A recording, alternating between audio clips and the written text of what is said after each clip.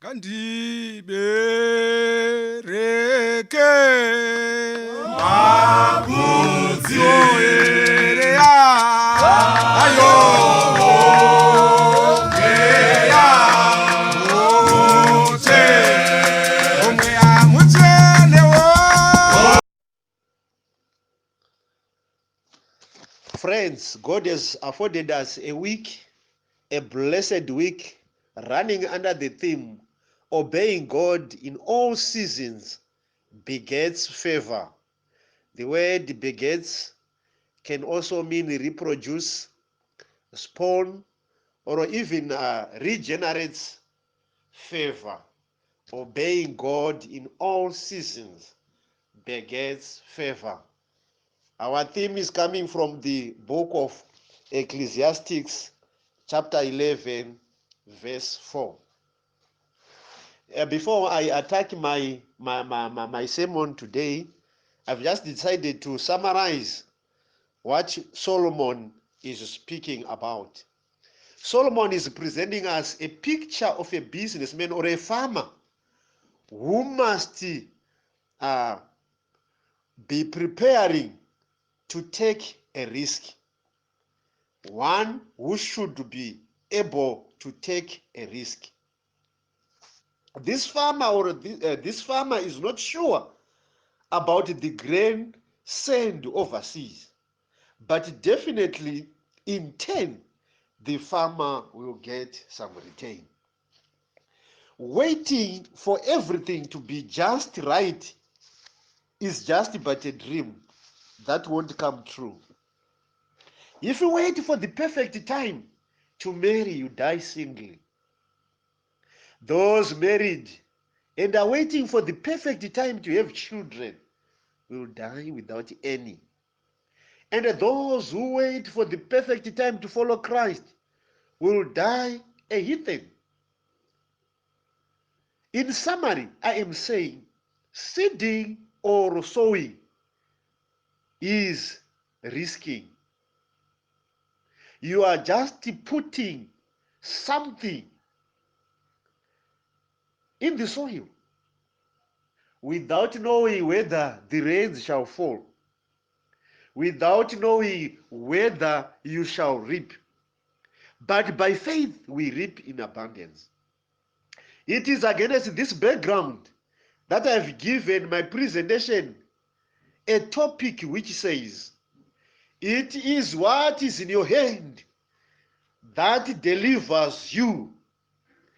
Ndicho chiri muruoko rwako chinokudzikinura. Iko loko kusesandleni sako okuza kuhlenga. Tatarisa magwaro ataverenga. Ndinofara kwazvo nerugwaro rwamapisarema. Mapisarema anondinyorera zvakanaka. Sihlobo ngiyalibingelela lonke ngelihle igama lemfeli wethu uJesu, igama nguRev K Sithole. Ngiyathaba, ngiyathokoza lami ukubana ngishumayele kini, ngivula inkundla yanomtimbo omkhulu esiza kuba nawo ngeweekend. Ngiyabonga inkosi enginike leli thuba. Ngibingelela abafundisi bami, abomama bahle, ngegama lemfeli wethu uJesu. Ngiyalibulisa lonke bantu bakuthi. Inkosi yomusa mayisenze lokuhle. Ngizasebenzisa indimi phose ezintathu ukubana sizwanane sonke. Ngizasebenzisa iNdebele, ngisebenzise iShona, and I also use English here and there so that we capture almost everyone in this sermon. May God bless us in Jesus' mighty name. Amen. Sikulekelele lizwi baba, siyakubonga ngezwi lakho olilethe phakathi kwethu namhlanje. Siyakhuleka baba ukubana ulibusise ulinika amandla futhi uma selizajunyayelwa. Ngelihle igama lomfeli wethu uJesu siyabonga. Amen. Regai tiverenge magwaro edu, our readings. Ndikufunga kuti ndakupai mukambofanoverenga, but let me read again kuti tizofamba tiri tose. Our first reading is coming from the book of Amahubo 50, Psalms 50, verse 7. From verse 7.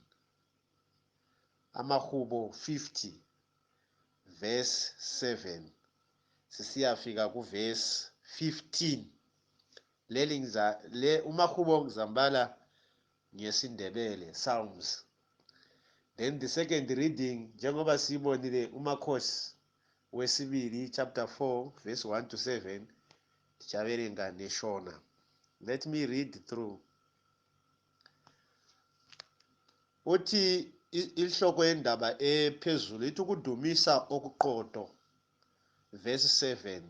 Uthi, zwanini bantu bami ngizakhuluma, Israel ngizafakaza ngawe ukuthi nginguNkulunkulu, uNkulunkulu wakho. Kangikusoli ngenxa yemihlatshelo yakho, iminikelo yakho yokutshiswa ihlala iphambi kwami. Kangiyikwamukela inkunzi evela emzini wakho, le ntondolo evela esibayeni sakho, ngoba ngezami zonke inyamazana zehlathi, le nkomo ezisentabeni eziyizinkulungwane, ngiyazazi inyoni zonke zaphezulu, konke kuhamba egangeni ngokwami. Uba bengilambile bengiyakutshela wena na, ngoba umhlaba lakho konke okukuwo ngokwami. Ngiyayidla yini inyama yezinkunzi, nginathe igazi lembuzi na? 14 and 15. These are very, very important verses. Nikela kuNkulunkulu umnikelo wokubonga, ugcwalise izithembiso zakho kophezu konke. Nikela kuNkulunkulu umnikelo wokubonga, ugcwalise izithembiso zakho kophezu konke. 15. Ukhuleke kimi osukwini lokuhlupheka, ukhuleke kimi enhlwini lokuhlupheka. That's very, very important. Ngizakukhulula wena uzakungidumisa. Ngizakukhulula wena uzakungidumisa. Amen. Second Madzimambo chapter 4 verse 1 to 7. Mafuta echirikadzi. Zvino mukadzi wemumwe murume weboka ravaprofita akadanidzira kuna Elisha akati, muranda wenyu murume wangu afa, uye munoziva kuti iye aitya Jehovha. Asi zvino uyo waakanga atorera chikwereti ari kuuya kuzotora vanakomana vangu vaviri kuti vave nhapwa dzake. Elisha akamupindura akati, ndingakubatsirei seiko mupabate ipapo? Mai vane dambudziko, vauya kumuprofita, kumunhu waMwari, varoda kubatsirwa. Zvino muprofita akuvabvunza, ndingakubatsira seiko? Nditaurire, chii chauinacho mumba mako? Iye akati, murandakadzi wenyu haana kana chinhu. Wotanga kupabata ipapo. Haana kana chinhu kunze kwemafuta mashoma shoma.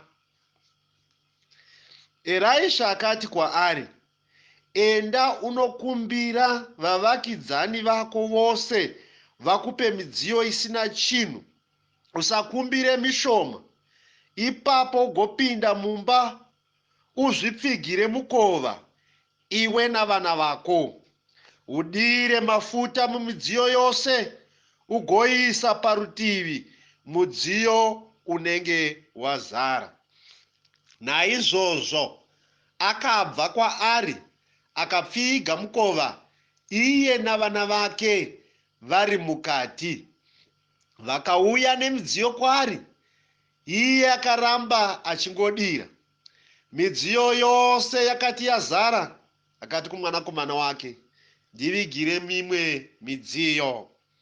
Asi iye akapindura akati, hapachina mimwe midziyo wasara. Ipapo mafuta akabva aguma. Vhesi 7. Akaenda kundoudza munhu waMwari, uye iye akati, chienda undotengesa mafuta ugoripa zvikwereti zvako, iwe navanakomana vako mugorarama neanenge asara. Amen. Ndada vhesi manyorerwo anoitwa vhesi muchindevere nemuchirungu zvakati shote shote muchishona. Itsika yangu kana ndichiparidza kana ndichidzidzisa ndinorwisanisa mabhaibhuri ndichitsvaga the deeper meaning kuti tizosvika patinosvika patinonzwanana kuti actual meaning yandiri kutsvaga apa ndeipi. Vhesi 2. Elisha akapindura akamuti, ndingakubatsire neiko? Nditaurire, chii chauinacho mumba make? Iye akati, murandakadzi wenyu haana kana chinhu kunze kwemafuta mashoma-shoma. Nechindevere, haila luto. Inxekukazi yenu kaila luto ngaphandle kwegaba eli lamafuta. Rimwe rechishona rinoti murandakadzi wenyu haana chinhu, anongova nehari ine tumafuta. Anongova nehari ine tumafuta tushomanana. Iyoyo ndiyo version yandichada kufamba nayo. Mwari vatitire zvakanaka muzita raJesu. Ndafunga kupa dingindira rangu randichafamba naro iroro rinoti, dingindira rinoti, chiri muruoko rwako ndicho chinokuponesa, okusesandleni yako hiko okuzakusilisa. That which is in your hand is going to save you.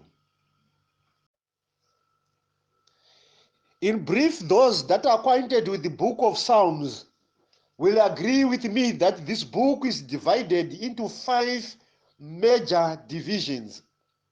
The first major division, which runs from Psalms 1 to 41, is usually regarded as Book 1, which is known as worshiping God as a creator.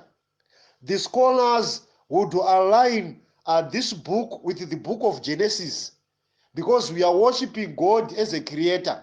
For the book of Genesis introduces us a God who is a creator. The second major division runs from Psalms chapter 42 to 72. This book is also regarded as Book 2, which refers or regards God as a deliverer. God as a deliverer. Why am I trying to explain this to you? Is so that you will be able to capture, you will be able to align my theme with this book, worshiping God as a deliverer. This book is also regarded by scholars as the one that matches the book of Exodus, where we see Moses with the acts of deliverance. No wonder why it is called Book 2, the book of Exodus, worshiping God as a deliverer.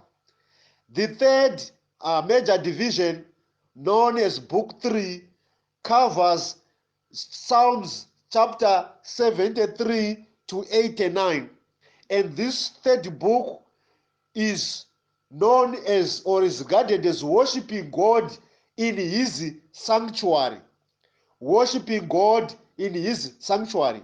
Scholars would align this book to the book of Leviticus, where much of the sanctuaries is said and is spoken of. The fourth book runs from Psalms 90 to 106. It is regarded as worshiping God in the wanderings of life. Worshiping God in the wanderings of life.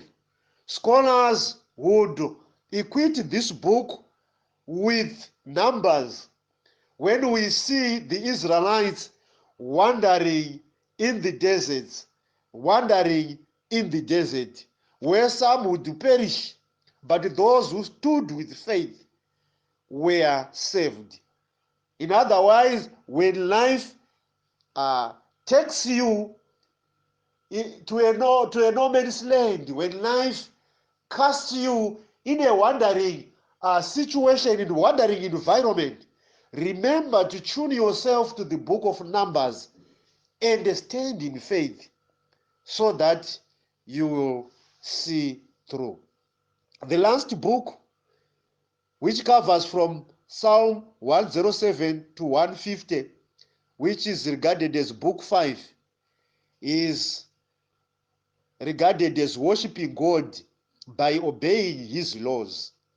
Worshiping God by obeying his laws, which scholars would equate it to Deuteronomy, where we read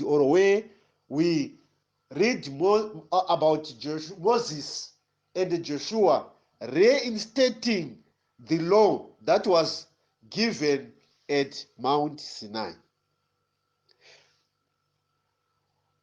Isusu takava sibale ku 50, which is part of the book number 2, worshiping God as a deliverer. Ini ndokubva ndati chiri muruoko rwako ndicho chinokudzikinura, okusesendleni sako yiko okuza kuhlenga. That which is in your hand is going to save you. Bhuku ramapisa remara taverenga iri riri kutanga nyaya pano. Nyaya iripo iri very simple, but it can be very tricky to understand. Inzwa Israeli, ndini Mwari wako chaiye, ini ndini Mwari wako chaiye, zvodzokorwa kaviri. Ndiri kuona kuti pari kuita nyaya pano, pari kuita nyaya apa kusawirirana. Kuna kungazwanani kuna zwana Israeli, mina unkulukulu wako mina yimi unkulukulu wako. Angikusoli leminikelo yako ngoba iphambi kwami, angikusoli ngoba konke kuphambi kwami.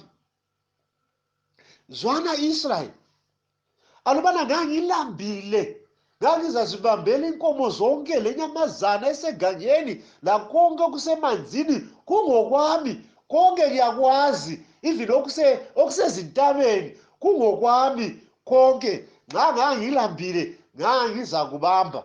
Zwana Israeli, anginathi igazi lenyamazana zakho lezi ngoba ngangilambile. I will not bother you.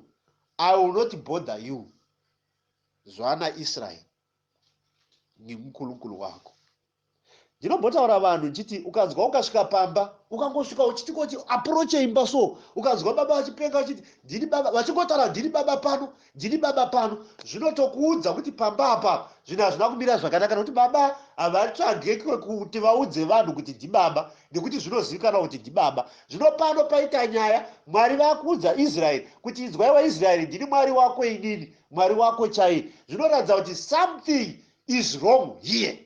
Saka toda kutanga kubvonjonura kusamira zvakanaka kwakaita nyaya pano. Chechi, amen. Inzwa Israeli, ndini Mwari wako, iye ni Mwari wako chaiye. Zviri kuratidza kuti paita kusawirirana.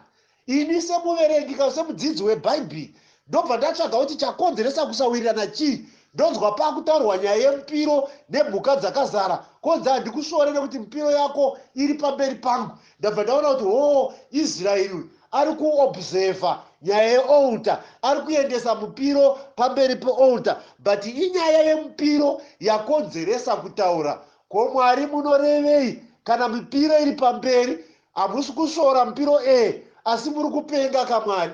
Hamusi kusora mupiro iyi yakagara pamberi penyu, asi muri kutaura kuti hamumwe ropa, nekuti zviri kutoratidza kuti madhini kana mabhoye kana chii chanetsa. Ndaona kuti Mwari havasi kuita nhamo nemipiro. God is not even troubled about these offerings. Yes, they are being brought before him, but God is much concerned about the mind, the attitude behind these gifts, the attitude behind these offerings. Nhamo yataita muimba yaMwari haisi nhamo yeseeding, haisi nhamo yeoffering, haisi nhamo yezvipo zviri kuwiswa zvichinzi ngazviende zvinopiwa mufundisi, but chatambudza Mwari pano inhamo yamazwi, inhamo yeattitude of a giver, inhamo yemazwi akagukuchira mipiro ichiuya kumberi. Vanhu vachiudzwa kunzi yava nguva yeseeding, kune vanotaura vari kumba, kune vanotaura vachibuda mudzimba vachinyunyuta, vebhowakala, vetsapukile, vesiti lavolava vayasitwalisa nzima, lavolava yeminikelo yeivantu sesizaphelela ngaphi. Lapho esihlala khona amarendi, lapho esisonta khona mali, mali, ndawo zonke mali. Uyazi ekhuluma ezondile, etsapukile, ethwala isipho sakhe. Xa esefika ame phambili labanye athi sebhalisa sakhe isipho, athi mina ngibiyele seeding yami nansi le ngiletha lapha, abantu bachaya umpululu. But God is not happy. Why? Because he is much concerned about the words behind your offering. Iwe imborangarira paunoya nechipo chako iwe. Nyange ukanzi vadikani uyai neappreciation yamufundisi, vamwe ndo vanototanga kutaura kuti aiwa zvekwezi vafundisi izvi zvakazogoya zvemaappreciation. Kunyange wozosvika nechipo chako chikagara mberi, chikanga chava mberi, denga ratsama, Mwari havasi kufadzwa nekuda kweattitude behind your gift.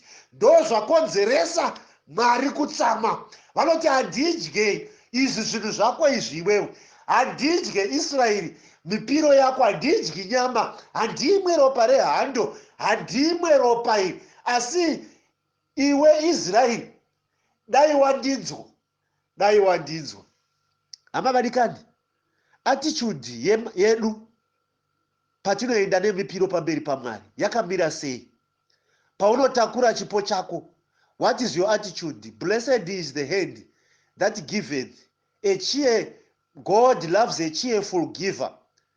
Vazhinji vanongoita zvekunge kumanikidzwa kuti togodiko nekuti yanguva yacho, togodii yauyazve nguva yeseeding, kunyangwe chouya choenda mberi, nyangwe chechikarowa maoko, kunyangwe tikarowa mhuru nemupururu, kodha mukulukulungo kwake, he is angry, utsapukile.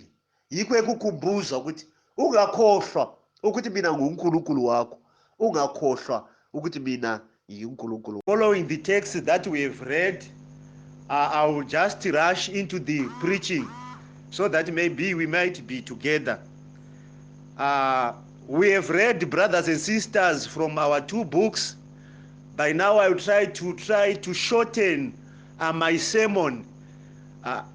Tatarisa isusu nyaya yataverenga kubva kubhuku ramapisarema. This book ramapisarema handicharitora nguva nekuridescribe, but I'm just going to rush to the meaning or to the sermon without exegeting the text, which was my norm. Probably I shall send later for those who will be interested when the network is back to normal. Lapha esibale khona sizwa uNkulunkulu ekhulumisana labantu bakhe uthi zwana Israyeli, angikusoli wena ngeminikelo yakho ngoba iphambi kwami, iminikelo yakho ngiyayibona every time, kodwa zwana Israyeli, mina nguNkulunkulu wakho, uNkulunkulu wakho. Now, this stone, as we just read through this stone, it will tell you that something is amiss here. Why ngisitsho njalo? Ngoba ungafika emzini uzwe ubaba esithi mina ngingubaba lapha ngekhaya, kuyakutshela kumele kuyakutshengisela ukuthi izinto ngekhaya kazimanga kuhle, lekuthi baba does not need to introduce himself who he is, because it is known he is the father. That's the story that we have read. I've decided to preach on the theme, what is in your hand will serve you. Okusesandleni sakho yikho kuzakusilisa, chiri muruoko rwako ndicho chichakubatsira. Inzwa Israeri handikushore nemipiro yako nekuti iri pamberi pangu. Ndiyo nhamo yaita Mwari navanhu vake pazuva iri. Mwari vaita nyaya nevanhu vavo. Ini ndokutsvaga nyaya kuti kana Mwari achiti ndiri Mwari wako, inzwa Israeri ndiri Mwari wako inini. What has gone wrong here? Chii chaipa engunanzelela yekuti hau indaba yomunikelo, indaba yezipo. Ngoba nxa usalandelela le indaba itankusoli ngezipo zakho, ngoba ziphambi kwami insuku zonke, ziri pamberi pangu mazuva ose. Asi paita dambudziko pano, nderipi dambudziko raitika pano? Ndiri kuona kuti Mwari havana problem nemupiro yamahwisiri nekuti iri pamberi pavo, asi paita problem yemazwi ari kumasure kwemupiro, kana kuti pfungwa iri kumasure kwemupiro, or the attitude behind the gift, ndiyo yanetsa Mwari kuti vazoita sevari kuramwira vanhu kuti handidyi nyama yemumba mako, handimwe ropa remhuka dzako, nekuti zvese zviri musango ndezvangu, zviri mumatondo nepasi pemvura neshiri dzese dzedenga ndedzangu. Dai ndaive nenzara ndaingobata ndichidya. Inzwa iwewe Israeri, handidye nyama yako, handidye mpiro yako. Vanikani paita nhamo, attitude of a giver who comes before God achipa chipo chake, asi kuseri kwechipo kuna mazwi. Makamboona here vanhu kuti zvinotatanga seeding kudai, vamwe vanaonzwa kunzi havatanga zvinhu zvavo, havasi kuona here mamiriro ekunze, nekuti ndiyo thimu yedu ndandakaexplaina zvakanaka pamaslides angu. Ndiyo thimu yedu, havasi kuona here sizini, havasi kuona here mamiriro ezvinhu, havasi kuona here lockdown. Vanoti mari todziwanepi? But kumaguma anozongouyawo zvenyadzi kuvhara, woisa chipo pamberi, woti ndauya nechipo changu, naantisipo sami. Kodwa izulu libonile, izulu lizwile ingqondo yakho, lizwile imicabango yakho, yikho isipo sakho uNkulunkulu kasasithandi, kasasithakazeleli. Zwana Israeli, uNkulunkulu wakho wena. Unopa baba wako nyangwewo kana uchinzi une nzara, munhu wouya achikuti nde chaanokupa, akakupa chaakupa wanzi hayi unonetsa, tora udye, unonetsa o. Paunongonzi unonetsa o, unobva waguta iwewe, kunze kwongori benzi. Munhu kwaye unoguta kana waita zvekupiwa uchikonorerwa. Umuti akakunika nje ungati uya kukafulela, so lawe hausozoamukela. Ndo nyaya yanetsa pano. Imi uyisaiwo tafunga kuti tibatsire mufundisi, timuigirewo kunyangwe grosari. Uzvezva inkulumo zangu kuona izafika nje 2 kg ichukela, kodwa ngemuva kwe 2 kg ichukela leyo kula mazwi aqatha, kune mazwi akakora. Inzwa Israeli, ndiri Mwari wako inini, handina nzara. Uthi uNkulunkulu, zwana Israeli, mina bengifisa ukuthi unike uNkulunkulu wakho iminikelo yokubonga. Ndakati chichuvira kuti upe Mwari wako nendo dzezvitendo. Kube sekusithi ngesikhathi sekuhlupheka ube sungimemezela, ube subiza mina ngizakuzwa, ngibuye ngizokusilisa. Ini ndichauya ndizokudzikinura. Ndoda kuti ubate metsi dziri panapa. Bhaibheri dzine metsiwo. Ndiri kufarira metsi equation iri pano. Kwanzinzwa Israeli, ndakachida kuti ngopawo Mwari nendo dzezvitendo. Then call upon me in the times of troubles. I'll hear you and come to your rescue so that you will praise me. Listen, brothers and sisters, there is an equation here. There is somebody, an Israelite, who is you and I, who is seated, who is where I am. God is pleading with me and you that I would love you to bring a gift of offering. It is that which is in your hand that you have to put there. As you continue to put it, as you continue to offer, as you continue to sacrifice, look, troubles will come. Times of distress will come. And when those times of distress, times of troubles comes, you just call upon me. What does God do? You will look at your offerings. You will look at your gifts. You will look at your thanksgiving offering. And when, upon looking at what you have given, what you have offered, then God will come to your rescue. Ndiri kuti inini hatimboende kare kwataiziva mabhengi achishanda. Varume vakavaka dzimba, varume vakaita zvinoshamisa, vakararama through banking. Nevakabatsirika panguva dzenhamo namatambudziko, vakararama through banking. I would always say, some 10 years back when I was ministering, 10 years back down there, when I was ministering in Matabeleland North, that was during the time when our money was losing value almost every day. That very time yekuti kumabhengi vanhu vaienda vachinolaina, vachiswera vakalaina kuti vapiwe mari. And in those years I remember pretty well that I would put my clerical almost every day and move in town uchienda kumabanks. And at the time when the police would see me coming, they would say, allow the men of God to enter first. Mupe first preference. Because ndo vanoviga hama dzenyu, ndo vanokuviga ya. Saka ndaingopinda. Inzwai, ndiri kuzama kuti kudii. Ndiri kuti iwewe wanga uri kuti uchiisa mari yako kubhengi, wabva waita problem, wafirwa nemubereki wako yaini Bulawayo.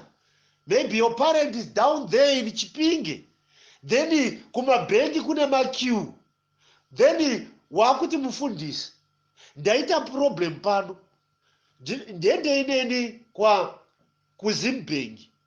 Ndinotorawo mari, ndigone kunoviga mabereki. Ndiperekedzei kuitira kuti paqueue iripo iyi nemari dziri kushaikwa, imi mukaenda neni samufundisi wangu semubereki wangu, zvinogona kundifambira.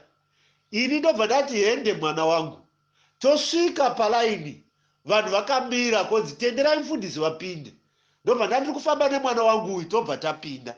Ndosvika pana bank manager, ndoti bank manager, ndauya nemwana wangu uyu, ane dambudziko rinoda kugadziriswa, afirwa anoda kuenda kuChipinge, saka ari kuda mari.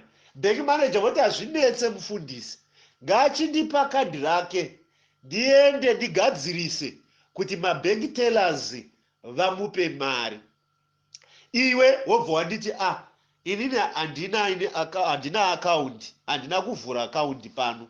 Nhai vadikani, bank manager anoti idzi dzamufundisi pfungwa dzakakwana here?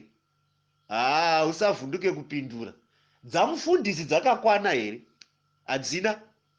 Kodze iyeyu uyiwe wandiendesa uku dzakakwana here? Hadzina. Saka paita vanhu vaviri vasina kukwana pano. Nekuti uyu haagone kubatsirwa nekuti haana kuvhura akaundi. Iwe ndibate iwewe. Inzwa Israeli, ndakachida kuti ungopawo nhendo dzezvitendo kwandiri. Unikelenje munikelo wekubonga. Ukuenzere kuti idhubo ukudhubeka sokufikire. Buya biza mina ngizokusiza. Now ndaenda kuya kana wanga uine account, vanobva vatora account yayi vokuseva fast, woenda vamwe vari muraini. Ndiri kuti we vadikani, muri kuita vafundisi mapenzi, muri kutiita mapenzi. Sei mufundisi muchidaro? Nekuti isikati yesinei umuntu uyagula, Uzothi mfundisi akungitandazele ngiyagula, akungitandazele imoya emibi iyangigataza. Mina lami sengifika ngibeke isandla kuwe. Ngithi egameni lika Jesu, egameni lenkosi, moya emibi hamba, moya emibi hamba. Ngegama lika Jesu, wena amadimoni phuma, phuma. Asinenga rotarisa ukuthi mfundisi uyu munhu hana akaunti uyu, muri kuzvinetsa, muri kuzvitambudza nekuti lowo muntu lowo kavhuranga iakaunti. Cheche, amen, amen. Inzwa iwewe, kana usina kuvhura akaunti, vadikani tingagone kunamata. Unoiswa ruoko nemaoko unge uchaiswa nemakumbo, ugobuda misodzi goya ichitorana nemadziwa, madziwa nemisodzi zvigotora bhururu wako marute kudzwale pansi. But there is nothing that is going to change, because it is what is in your hand that has to deliver you. It is what is in your hand that is going to save you. It is what you have given that is going to save you. It is what you have sown that is going to help you. It is what you have sown. Chechi, amen. Inzwai vadikani, taita nhamo yavanhu vari kumhanyira kunamatirwa. Vanofunga kuti kunamatirwa, nyango kanamatirwa nemunhu waMwari, kunyango akanamata achidemba, denga ringe richitoseka kuti mfundisi matamburireiko, uyu munhu wamuri kukwekweredzana nayo haana kuvhura akaunti. Iwe wakavhura akaunti here? Vhura akaunti munguva dzino. You are seeding something that you reap beyond there. Ndo zviri kutaurwa naSolomoni izvozvo, kuti uchakohwa zvinonge zvabva paunenge wadyara. Haugone kupiwa mari yevamwe, unopiwa yako iriko kubhengi, ndiyo inokubatsira. What do you have? That what you have is going to save you, is going to deliver you. Haubviswe munhamo nemunamato iwe. Ndinogara taura izvi vadikani, kuti kune vanhu vanonamata zvinopisa tsitsi, but they die poor. Vanonamata zvinopisa urombo, vanoswera vari mumakomo. It's not bad kuenda kumakomo kunonamata. Vanoswera vakatsanya. It's not bad kutsanya. But my question is, kana ukazviita kutsanya nekuswera mugomo, ruoko usiri kudyara, you reap that prayer, you reap that prayer. But let me assure you, you reap nothing in as far as zvinobatika mumaoko is concerned. Nekuti chaunodyara ndicho chaunokohwa. Ndiri kufamba nevari kundinzwa here. Inzwai nyaya inozikanwa. Kuna isu vafundisi nhamo yataitawo ndiye kungomhanyawo. It becomes like it's taboo to ask somebody, kuti do you give tithe? If you have come for a prayer, but is your account with God okay? Yes, you have come for a prayer. It can be a wasting of time when your account has nothing. I always tell people that I've liked these prophets. Let me not use the harsh words, but these modern prophets who would tell people that come to see men of God, come to see me face to face. And they simply tell you such monies, huge monies. If you tithe, if you do this, then they pray for you. And at the end of the day, you will say, my pastor has this double anointing. Yet it is your gift that has saved you. It is what is in your hand that has delivered you. It is neither a prayer of a man of God nor his laying of hands that he has saved you, but it is what you have given. It is what you have parted with that has produced some results. Zvinoita kunge zviri strange izvi, but this is my teaching. Ndinotenda Mwari neteaching. It has actually taken me to this far, and I always thank God, because I'm not a stranger in these issues of seeding and giving. Ndiyo ministry uye ndo upenyu hwandinonzwa kurwarira. Inzwa vadikani, Mari yakambozviedza izvi. Paita problem pamuchato wekana reGarirea, ndokubva amhanya akutoti, Ishe, vanhu vari panapa vaita problem. Jesus answered him one question, one answer. Kwemi mai manetswa nei, munei nazvo. Why? Because isusu vafundisi toda kumhanyirira kuda kupedza maproblem evanhu. Ivo vanhu vaine duty yekuti maproblem avo apedze nezviri mumaoko. Iwe ndibate iwewe, ndibate iwewe. Ndakuzokuticha zviri nyore zvinonzwisisika kunyange asina kuenda grade 1 uyangizwisisa uzanyizwa. Nyitemina uyazi uMaria utese kumwonere kuti uchaibhamba wakamba waichela bantu vemutimba vati zvanini angalichela lichele kona yena lina yenzani neimwe nzira akatora munhu uyu vanhu vemuchato ava ndokubva vakonekita kuna Jesu. Ini tsika yangu semufundisi pandinonamata kukonekita iwewe naJesu. Unoona kukuita kuti uite fast so kukupinza muraini so kujambira vamwe so vamwe vakaraina muziraini ini kukujambisa. Ini semufundisi once I lay a hand upon you zvinhu zvako zvoita hoti mufundisi zvakafaya zvakafaya in the sense kuti ndakakujambisa line but zvakakubatsira ndezvako zvakabva muruoko rwako. Am I preaching to somebody? Am I preaching to somebody? Zvabva mumaoko ako iwewe ndo zvakubatsira kuti uwane. Inini ndafacilitator kuti usatore nguva namakore uri paline. Saka inini I act as a catalyst. Ndo zvakazoitwa naMaria ndokubva aenda pasaidi ndokubva atsveta vanhu naJesu kuti vasangane vapedzerane. Ini ndiri kuti iwewe nemupiro wako munopedzerana. Dana kwandiri pazuva rematambudziko ndichakunzwa ndizokudzikinura. Iwe ndinzwe shamwari yangu. There's a story here yemudzimai. Mudzimai uyu anga ari mukadzi wemumwe wemaprofita aEri. This Elisha had his own prophets. The sons of the prophet. Now this one of the woman, her husband died. Naye sefile indoda yakhe. Ibhuku lithi, izwi lithi, wagijima waya kuElisha. Ngoba omazi ngokuphelela uElisha ukuthi le indoda le iyenza izimanga. Abantwana bami laba sebethathwa ngumuntu esilesikwelidi la. Sethatha abantwana bami ngoba indoda yami yafa ile sikweledi. Nxa kuyikuthi kwakuyisikhathi ngikhuluma nge-stewardship improper. Ngangizake ngime lapha. Yet is there any man of God indoda qotho kaNkulunkulu efa ile sikweledi? Ngoba abantu abaningi bathwala nzima ngesikweledi. This is unbiblically. I would love to go deeper in the issue, but because of my time, let me leave it aside. Ngikhangele ngibone indoda umama egijima siya kuElisha. Uthi Elisha akusize lapha. Abantwana bami sebehamba. Sebethathwa ngabantu besikweledi. Hawu akuyincede. Ngisize muntu kaNkulunkulu. Izwe ibadikani. There seems to be an arrogant answer. There Elisha is responding with an arrogant answer. Elisha is asking this woman, how can I help you? Man of God, you are asking me how you can help me. Yet I've come to you so that you can help me. Wait. Paita siso pano. Paita donza pano. Ndikakubatsire ineiko. Chiko chamuinacho. Naiwe munhu waMwari, unoita seunondidadira sei. Uyandibuza kuti kuyinengi lako. Ngakadhengi lako pera.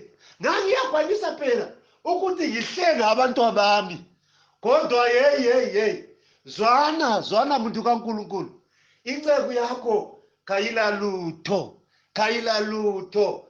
Murandakadzi wenyu hana chinhu. Ndo zvakazikanwa nekereke yamai vangu izvi. Kuti kumhanyira kuti handina chinhu. Kubvunza kuti vadikani ndokubatsirai nei. Mune chiudzwa kuti handina chinhu. Ndofunga kuti dai ari mumwe muhwisiri handina akanditeerera pano. Aitombozoenderera mberi nenyaya yake. Aitobva afuratira agumbuka. Kuti ndauya kwaari ndichiti ndibatsire. Wondibvunza kuti ndingakubatsirei nei. Ini ndauya kwauri ndichiti ndibatsirei. Woti chii chamuinacho. Dai ndinacho ndaiuya here. Ndinomufarira Elisha. Chanyarira zvacho. Mai vanobva vamhanya. Vanoti mwekazi yenu kaila luto. Ndo zvamakajaira vazhinji kuti handina chinhu. Ukati hauna chinhu, unogara usina chinhu. Elisha 0. Zvikanzi murandakadzi wenyu anongova nehari. Izwa kwari kubva.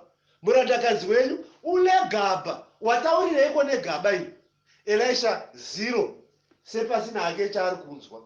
Amai vakazoona kuti yaipa nokuzoti asi rine mafuta mashoma. Pangodzi mafuta chete, paita chinhu chine value, paita chinhu chiri commodity chine value. Ende inzwa iwewe, David anoti kuna Psalms 24:24, I do not give my Lord that which cost me nothing. Angiri kunikela kunkulunkulu wami okungabizi lutho. Iwe mukadzi pakangoti mafuta chete, tumafuta. Elisha ndobva atanga kutaura. Ndakati Elisha uyu akazozviita ndisisi mazuva, dai akazviita mazuva ano ndiripo, ndaibva ndamubata pakadzina mai ava, asi tumafuta tushoma, ndaibva ndabata kuti nyarara. Onzwa kuti neshuga nemafuta, mafuta hati tumafuta, onzwa kuti neshuga nefulawa netumari. Ototanga kutaura zvinhu wokuti kochiendai kamutore zvinhu izvozvo izvo zvinodzikinura mwana wenyu. Chechi amen. Pakangonzi namai ava mafuta, Elisha kwakuti chiendai munokwereta. Izwaika, zvinokweretwa ndozvisina vhanu, zvinokweretwa ndozvisina chinhu, kwete kukwereta zvine chinhu zvinotoresa vanhu. Endai munokwereta midziyo, mudire mafuta. Kunonzi mai vakamhanya ndokubva vatora vana vavo. Bhuku rinonditaurira zvakanaka. Rinoti pavakatora vana ndokubva vapinda mumba. Isi sesikatini seseeding. As you are preparing to sow, friends, don't leave your children outside. Let them be part and a parcel of this event, so that they will recall that once upon a time we were ready to be taken into exile. We were ready to be taken into captivity. But the God of a miracle, the miraculous God, worked a miracle out of the little oil that we were delivered, that we were saved. Chechi amen. Ndiri kuti inini ungavhalela vantora panje, vavhulele vangene, ukwenzela kuti vabone simanga ukuthi sasesihlupekile, sasesihambile, sasesilahliwe, kodwa inkosi yasikhumbula. Sathatha izitsha esasingela lutho, saqalisa ukufaka okulutshwane esasilakho, ngoba okusesandleni sakho, okusesandleni sethu, yikho okusihlengayo, yikho okwasihlengayo, yikho okwasisilisayo. That little, that which was in our hands, saved us. Amen, church, amen. Konoko okusesandleni sethu, yikho kwasisisayo. Elisha was demanding one thing from this woman, so that she will know that the principle of God is you reap what you sow, and it is in your hand that is going to save you. It is that which is in your hand that is going to beget some results, that is going to beget a bumper harvest, that is going to beget God's favor. You can only buy God's favor. You can only buy God's favor by obeying. How do you obey? By letting what is in your hand go, so that in turn you will receive bumper harvest. Church, amen. Ndafara pano kwanzi chiri muruoko rwako ndicho chinokudzikinura. Bhuku rabva rati mukadzi wakapinda mumba. She was busy achidira. Kunonzi mafuta akazara mumba. Ndokubva pabva nditi pai dzimwe poto zvikanzi hapachina. Then ndafarira chinhu one. When this was done, Azara, before doing anything, she rushed back to the man of God. Anoti kumunhu waMwari, mafuta azara mumba, zvose zvazara. Aiwe munhu waMwari haasi kuda mafuta akoyo, nekuti ataura kuti handidye zvako iwewe. Mwari vataura kare kuna mapisarema kuti handidye izvi zvinhu izvi. Kwamva kwanzi zvakanaka, chiendai munotengesa, mudzikinure vana venyu, zvasarawo modyawo, muchitengesawo, muchiwanawo mari, mawana kurarama. nekuti chiri muruoko rwako ndicho chinokudzikinura. Cheche, if I preached to somebody, chiri muruoko rwako chinokudzikinura.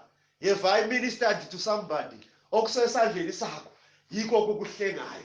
It was a miracle in your hand. It should be a miracle from your hand that is going to deliver you, that is going to save you. No wonder why in Exodus I said this book is also this book too is also aligned to the book of Exodus. When God would ask Moses, what is in your hand? What is in your hand? So go with that what is in your hand. It is going to give deliverance to the children of Israel. God is looking for something in your hand in order to save you. God does not work out from something, from nothing, but he needs something from you in order to accomplish his purpose, in order to have or to bring favor in your life.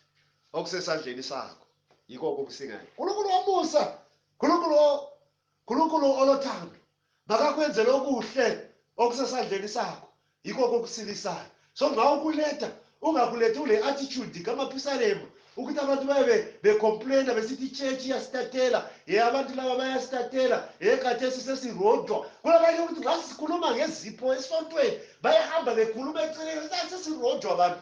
Kulesisuku siyarodwa. Nxa beletha babe becaphukile, babe bekhuluma amazwi aqatha. And God is listening to those words and is condemning everything that you are bringing forth at his altar.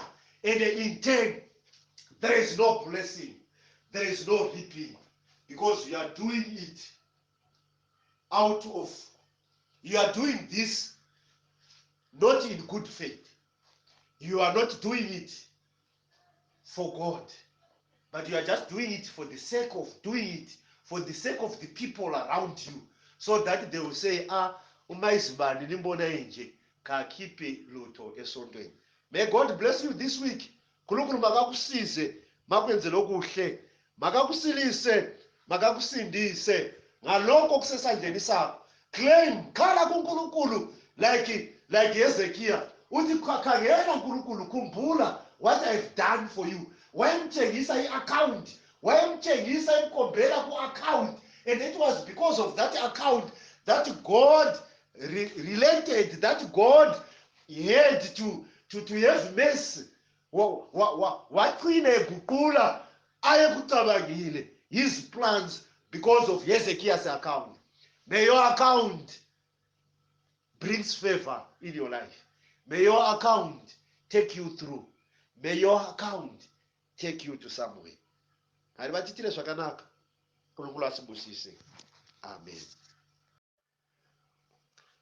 Sikhuleke baba wethu omuhle egameleka lenkosi yethu uJesu, siyakubonga siyakudumisa ngoba akekho futhi ofana nawe. Baba wami siyakhuleka sikubonga ngaleli lizwi lakho elilamandla elifike phakathi kwethu elisikhumbuzileyo ukubana Nkulunkulu yilokho okusesandleni sethu okufanele kusihlenge. Ngiyakhuleka baba onamandla wonke, lelizwi lapho eliwele khona baba wami kalitheli izithelo ezimpilweni zabantwana bakho. Egameni likaJesu waseNazaretha, I pray Father in the mighty name of Jesus that the Holy Spirit will take us through this week, oh Father, that this week, my God, may not be a week that will go in vain. Konke kuzakwenzakala Nkulunkulu wami, ngiyakhuleka, that should not point us only to a Sunday when people should be giving, but this should be a lifestyle. Father, teach us this to be a lifestyle esizaphila ngayo baba onamandla wonke. Egameni lenkosi yethu uJesu sihlanyele ezihlotsheni zethu, sihlanyela phakathi kwecommunity yethu, sihlanyele ebandleni lakho, sihlanyela baba wami kubantu abaningi abachiyeneyo abadubekayo emhlabeni. Egameni likaJesu I pray Father in Jesus' name, bless our ministers. We have actually planned for us this event. I pray that you may bless them, you may elevate them, my God, to the greater heights. In the mighty name of Jesus. Baba tanamata nekutenda tichiziva kuti muri mari denga nenyika zvingapfuure, asi shoko renyu rinogara nekusingapere. Iro rakataura mushoko muna Genesis 8 verse 22 kuti as long as nyika ichiripo, nguva yekudyara nenguva yekukohwa zvichavapo. Gomborerei mutima mafadzi, dzosera mbiri nenhendo dzezvitendo, muzita raJesu. Alpha and Omega, iye agere pachigaro, anotonga nenyasha neruregerero, muzita raJesu ndanamata. Amen.